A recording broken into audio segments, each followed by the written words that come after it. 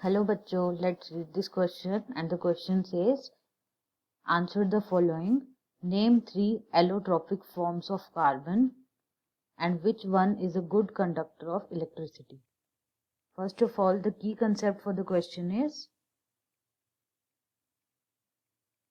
allotropes of carbon.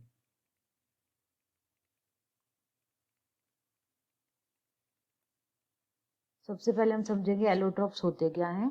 Allotropes different structural forms हैं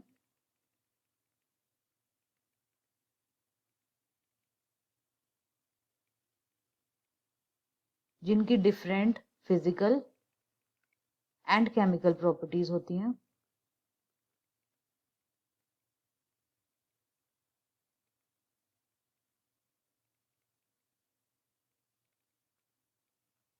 allotropes किसी भी एलिमेंट के एग्जिस्ट कब करते हैं, जब भी उस एलिमेंट की एबिलिटी होती है कैटिनेशन की.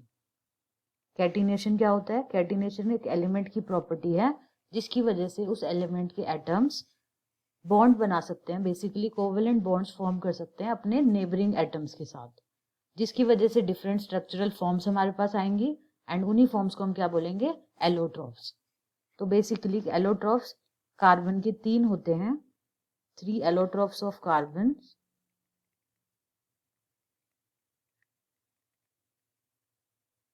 जिसमें हमारे पास सबसे पहले है ग्रेफाइट,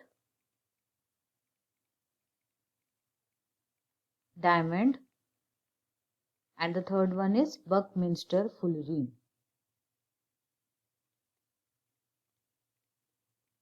ये हमारी हो गई 3 एलोट्रोपिक फॉर्म्स ऑफ कार्बन. अब इनके बारे में हम समझेंगे. ग्रेफाइट ऐसी फॉर्म है कार्बन की जिसमें कार्बन एटम, एक particular carbon atom 3 carbon atoms के साथ बॉन्ड फॉर्म करेगा, जिसको हम फर्दर एक्सटेंड करें तो एक हेक्सागोनल शेप फॉर्म होगी जिसमें हर एक कार्बन एटम की एबिलिटी होगी 3 फर्दर कोवेलेंट बॉन्ड्स फॉर्म करने की. इस तरीके से हमारे पास एक हेक्सागोनल शेप का प्लेन फॉर्म हो जाएगा जो कि लेयर्स के बीच में बन जाएगा.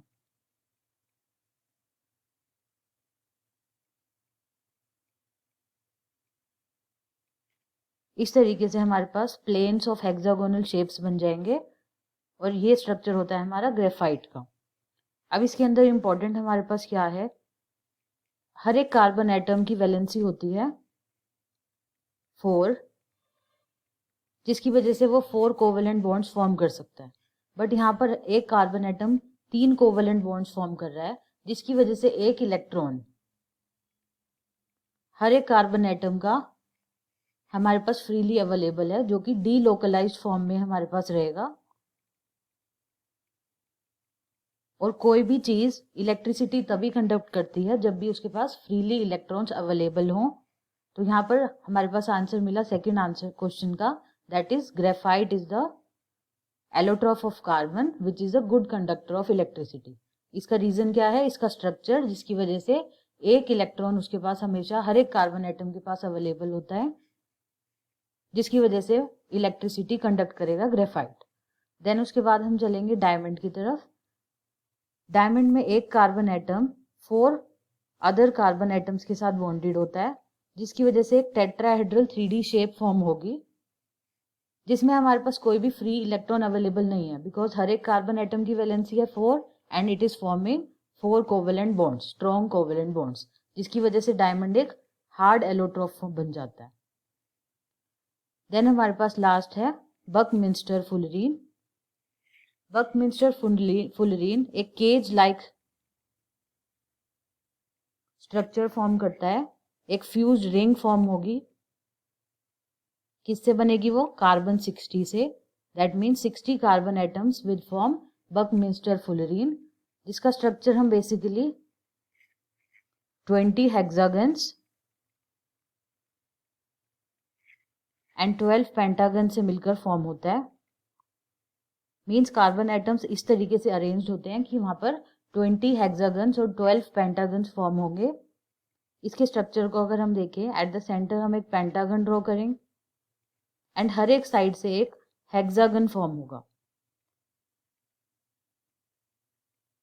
इस तरीके से एक्सटेंड कर कर एक स्फेरिकल शेप फॉर्म होती है बकमिंस्टर फुलरीन की। तो ये थी हमारे पास 3 एलोट्रॉप्स ऑफ कार्बन, जिसमें से graphite is the good conductor of electricity due to presence of electrons, delocalised electrons. I hope आप सबको समझ में आया होगा। Best of luck.